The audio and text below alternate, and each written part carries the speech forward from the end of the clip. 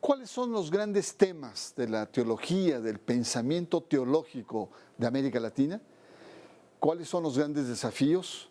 ¿Cuáles son los alcances y limitaciones de la teología y la liberación? Leonardo Boff, en México. Soy Bernardo Barranco y está usted en Sacro y Profano. Leonardo Boff nació en Brasil en 1938. Es uno de los teólogos y ambientalistas más reconocidos en el mundo. Es ex sacerdote franciscano, profesor de ética, filosofía y ecología en la Universidad del Estado de Río de Janeiro. Leonardo Boff es uno de los fundadores de la teología de la liberación, que tuvo un notable desarrollo e impacto en la Iglesia latinoamericana en los años 70 y 80 del siglo pasado. En los años 80, el Vaticano cuestiona sus posturas. En 1985, fue condenado a 1 año de silencio, suspensión a divinis y depuesto de todas sus funciones editoriales y académicas en el campo de la investigación religiosa. En 1992, Leonardo Boff abandonó a la orden franciscana y el ministerio sacerdotal, precisando que renunciaba al sacerdocio, pero no a la iglesia. Actualmente vive en Petrópolis, cerca de Río de Janeiro, con su pareja Márcia Monteiro. A sus casi 80 años, es destacado activista de los movimientos altermundistas, autor de más de 60 libros en las áreas de ecología, teología, espiritualidad, filosofía, antropología y mística. Leonardo Boff es cercano al Papa Francisco. Lo asesoró para redactar su importante encíclica social Laudato Si sobre el cuidado de la Madre Tierra en 2015. Muy buenas noches, bienvenidos a Sacro y Profano. Y este capítulo, la verdad, me honro con la presencia de uno de los pensadores más importantes de América Latina y por supuesto de Brasil. Me refiero a Leonardo Boff, un teólogo, ambientalista, un cuidador de la tierra, pero sobre todo un gran ser humano, un cristiano. Muchas gracias, Leonardo, por estar con nosotros. Para hacer el programa, consulté a varias personas que siguen las transmisiones y me piden que conversemos sobre la teología de la liberación. Yo les decía, pero ¿cómo? A Leonardo seguramente es lo mismo que le preguntan en todos los países, exactamente, pero quieren saber cuál es el momento actual de la teología de la liberación, cuáles son los temas importantes, tiene futuro, sus vínculos con el Papa.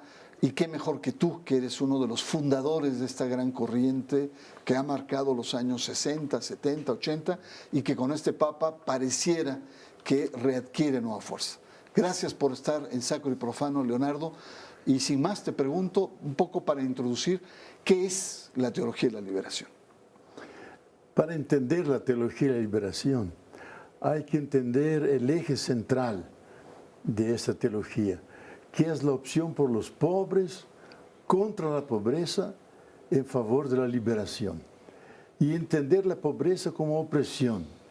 Y lo que se opone a la opresión es la liberación. Y ahí la pregunta es, ¿en qué medida la fe cristiana, sus contenidos, su tradición, puede ayudar a las personas pobres a organizarse entre ellas y superar como protagonistas, como sujetos, superar la pobreza? Y los teólogos, a partir de la práctica de liberación del pueblo, de los grupos, reflexionar sobre eso. Y ahí crear un tipo de conexiones que tenga como consecuencia una sociedad más justa, más participativa. Eso nació en el año 60, fines de los 60, y sigue adelante y ganó un aporte muy importante con la presencia del Papa Francisco, que viene de ese caldo eclesial cultural, la tendencia de la teología de la liberación de Argentina, que era liberación del pueblo oprimido, de la cultura silenciada, pero de toda manera liberación. Y eso es el tema que sigue, especialmente en los foros sociales mundiales, que hacemos una semana antes, una reunión de teólogos, no vienen menos que 3, 4 mil de todas las partes del mundo. Después nos insertamos en el foro y las charlas que damos y los debates son los más concurridos. Entonces es una teología viva y que trabaja sobre las formas nuevas de pobreza que existe hoy. Foros internacionales de alternativas sociales, esos foros, ¿no? Sí, los foros sociales mundiales. Mundiales. Leonardo, uno de los puntos más críticos que el Vaticano insistió, incluso quiso silenciar tu pensamiento, pero también muchos laicos intelectuales reprochan a la teología de la liberación el haber utilizado instrumentos marxistas. ¿Cómo está esta situación actualmente? ¿Eran válidos en su momento estos reproches a la teología de la liberación? Mira, yo considero que fue un juicio no correcto del Vaticano, porque ha escuchado nuestros enemigos, que eran los militares, que era la alta burguesía, que nos acusaban dentro del término de la Guerra Fría, a nosotros comunistas. Nunca fuimos marxistas, pero hemos utilizado, sí, digamos, algunas categorías analíticas, que es algo de la ciencia, de la sociología. Por ejemplo, la utilización de la religión para crear resignación y no compromiso. Y también la religión como una expresión de las clases sociales, que utilizan la religión y los símbolos para autolegitimarse. Y ahí hicimos la crítica, pero nunca fuimos marxistas. Seguimos sacerdotes bautizando, enterrando muertos y siguiendo finalmente dentro de la iglesia. Entonces nunca hemos aceptado y hemos pedido, los cardenales que fueron conmigo a Roma, que me senté en la silla de Galileo Galilei ahí, diciendo, queremos otro documento. Y Ratzinger tuvo que escribirlo, donde pone en términos, digamos, normales, que es una teología cristiana, porque la centralidad del Evangelio son los pobres y hay que ayudarlos a salir de esa situación. Muy bien, pues estamos conversando con Leonardo Boff en México. Nuestro tema central es el pensamiento teológico en América Latina hoy. Así es que en un momento más regresamos. Está usted en Sacro y Profano.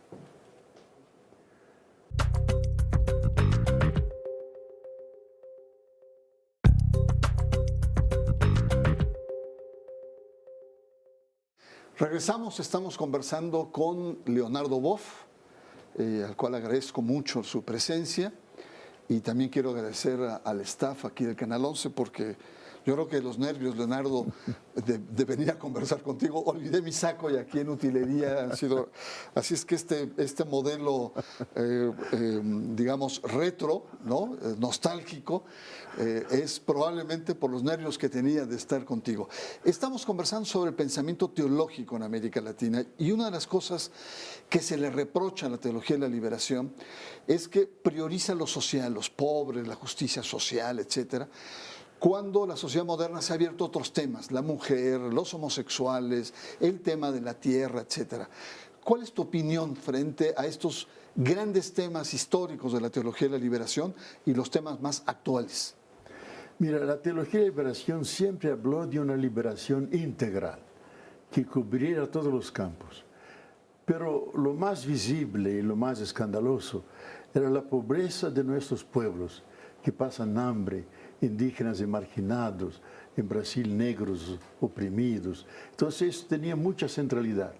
Pero se ha desarrollado una teología de género de las mujeres, la teología de los negros, la teología de los indígenas, una teología de la historia que Dussel y otros han hecho, releyendo la historia de América Latina, desde los vencidos, no de los vencedores. Y últimamente teología de la tierra, porque yo empecé en los años 80 ya eso, con el argumento de que si la opción por los pobres es central, entonces el gran pobre que es explotada y tiene sus bienes y servicios muy agotados, es la tierra. Entonces hay que incluir en la opción por los pobres la tierra y elaborar una ecoteología de la liberación incorporar elementos de la nueva cosmología, que ve la Tierra como algo vivo, no como un baúl de recursos, algo muerto, sino Gaia, el nombre griego para la tierra viva, y decir que nosotros somos la tierra que piensa, que ama, y por eso tenemos una misión de cuidar, como dice la encíclica del Papa, cuidar de la casa común. Y ahí surgió una teología de liberación que es bastante amplia y ha repercutido en la encíclica del Papa. Leonardo, un aspecto que se pensaba no hace muchos años es que era una corriente que venía en declive, cuestionada por el Vaticano, cuestionada por los teólogos oficiales. Y la presencia de Francisco en 2013 vino como a revitalizar todo este pensamiento, toda esta tradición en América Latina. Dime, ¿cuál es el impacto del pontificado de Francisco en esta reflexión que parecía inhibida por la propia Iglesia? El problema es que los pobres han crecido en el mundo. Entonces los pobres siempre son un reto a la fe cristiana, porque pobreza significa injusticia, significa un pecado social, estructural, que atañe a Dios y atañe a los hijos e hijas de Dios. Entonces estaba siempre presente. Mientras existen pobres que gritan, hay cristianos que escuchan eso y se comprometen para liberarlos. Ahora que viene un papa de ese ámbito de iglesia, eso nos ha reforzado mucho. Y lo primero que hizo fue encontrar teólogos de la liberación, como Gustavo Gutiérrez, John Sobrino, Arturo Pauli. Yo mismo fui invitado, pero hubo un problema en el Vaticano, no pude ser recibido. Una especie de reconciliación, más que bien apoyar esa línea, porque el Papa es muy cercano a todo el mundo de la pobreza y ve esa teología como una forma de dar los términos adecuados para una pastoral de compromiso, de liberación, más que de liberación, él utiliza justicia social a nivel mundial. No, sin duda, Leonardo, la presencia de Francisco ha revitalizado esta corriente, uno se percibe, hay menos temor incluso en las reflexiones, reuniones, etcétera. Pero también algunos plantean que hay diferencias. La teología de la liberación en América Latina no es una sola, como lo has dicho. ¿Cuáles podrían ser los reparos donde el Papa no entraría en esta gran corriente teológica? Yo creo que la comunión de intenciones, de lenguaje, es tan grande con los discursos, especialmente las actitudes que él tiene, de abrazar a los pobres y continuamente hacer las críticas al sistema del capital como un sistema antivida, asesino. Y eso nos ha acercado mucho a nuestro lenguaje y a la línea de fondo de la teología. Yo no sabería qué reparos que el Papa pudiera hacer. Yo pienso tal vez, toda esa reflexión que en Estados Unidos se hace muy fuerte, pero también en América Latina, sobre la teología de género, la función de la mujer y su lugar en la iglesia, la reivindicación incluso de tener una función sacerdotal. Ahí el Papa se aleja un poco a eso. Y ahí creo que hay que aceptar que él puede tener otra línea. Ya. No, indudablemente que, como lo has planteado, la teología de la liberación está viva, muy fuerte, se ha diversificado, a pesar de que muchos no lo quieren ver o no lo hemos visto, pero la teología india en México evidentemente es muy fuerte, hay un crecimiento de la teología y el pensamiento de la mujer, y bueno, ahí va. Y con este Papa, evidentemente que las cosas han tenido otro tono, otra tesitura. Estamos conversando con Leonardo Boff sobre el pensamiento teológico en América Latina, en la teología de la liberación. Vamos a una pausa y regresamos a nuestro bloque final. Está usted en Sacro y Profano.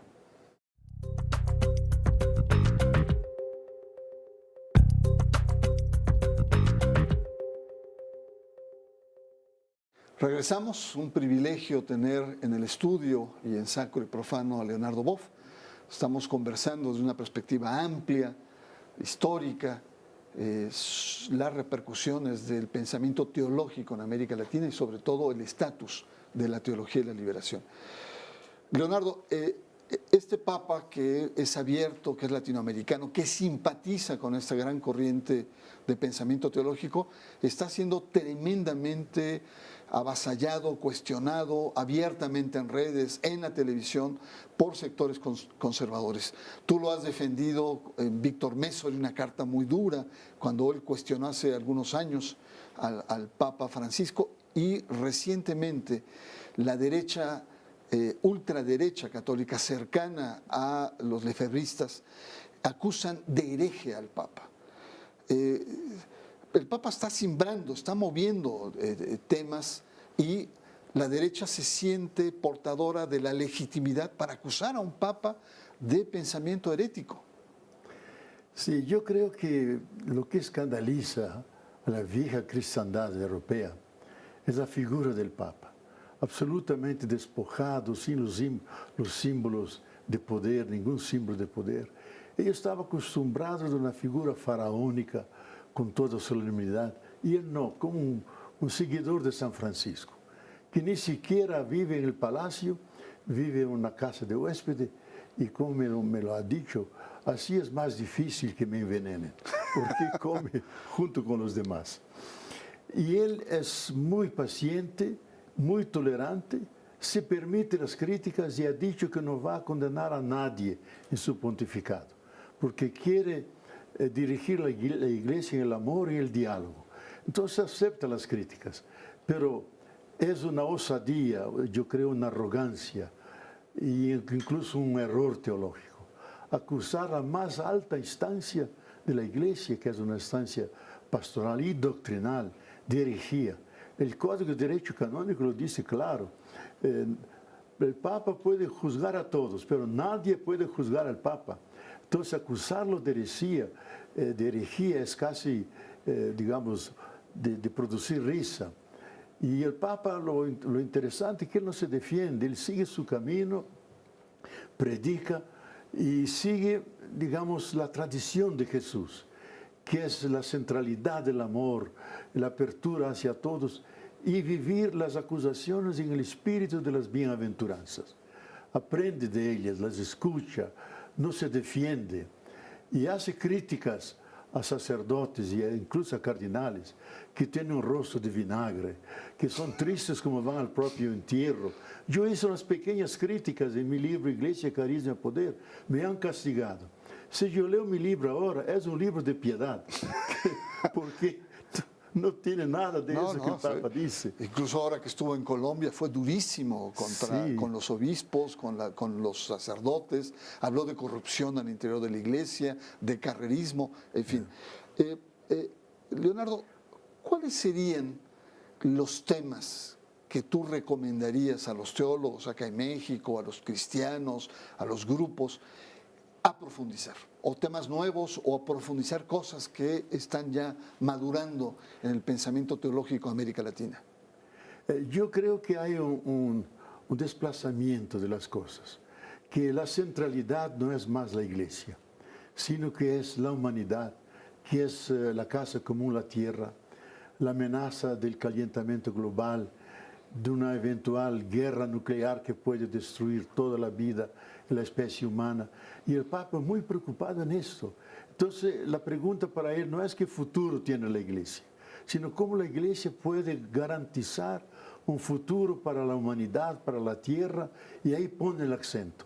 Entonces, yo creo que la teología tiene que pensar esos temas que atañen a toda la humanidad, efectivamente desde la fe, pero siempre una perspectiva de producir esperanza, empeño en cuidar de la casa común y de tener relaciones más en función de la vida, ¿no? De la superexplotación de los sistemas de la vida. Entonces, yo creo que esos temas, que diría más profanos, pero de una lectura desde la fe, hace que la teología se renueva y tenga un aporte a la reflexión que es más general, sociológica, política, y ahora puede agregar esa que viene del campo religioso, pero con efecto político y social. Leonardo, se nos acaba el tiempo. Lamentablemente, estás próximo a cumplir 80 años. Sí. Y la experiencia de vida, la reflexión, te ha convertido en una persona sabia para muchas cosas, patriarca incluso para muchos movimientos, comunidades de base, etcétera. Y por lo tanto, tu voz, tu reflexión tiene mucho peso entre los cristianos de este continente. ¿Cómo ves a futuro esta iglesia? ¿Cómo ves estos jaloneos de un papa que desde arriba quiere hacer cambios y reformas, pero desde abajo hay una inercia de una iglesia que no quiere o le cuesta trabajo entrar en una nueva lógica con la cultura contemporánea? Yo creo que la iglesia tiene que se desoccidentalizar, despatriarcalizar y asumir en serio la planetización, la globalización como un reto para la iglesia, de estar presente en todos los países, no como grande institución, sino con una red inmensa de comunidades que se encarnan en las culturas locales y hacen un ensayo de un cristianismo de diálogo con esas culturas, con rostros diferentes, pero con las mismas referencias al Evangelio, la figura de Jesús, y el Papa como el animador de todas esas iglesias que va por el mundo animando y respetando las diversidades. Y curioso que en eso las iglesias evangélicas están apoyando al Papa. Entonces el problema es que la iglesia que sea realmente católica, es decir, realmente universal, del mundo, de la globalización, y no solamente de la vieja cristiandad europea que nos ha colonizado, que nos quiere mantener en esa recolonización. Leonardo, pues yo te agradezco mucho, hay muchas lecciones, pero quizá una de ellas, la más importante, es que este pensamiento teológico latinoamericano está más vivo que nunca y que tiene nuevas rutas, nuevos derroteros que merece la pena seguir explorando. Muchas gracias y por supuesto yo agradezco su presencia y le espero la próxima semana aquí en Sacro y Profano.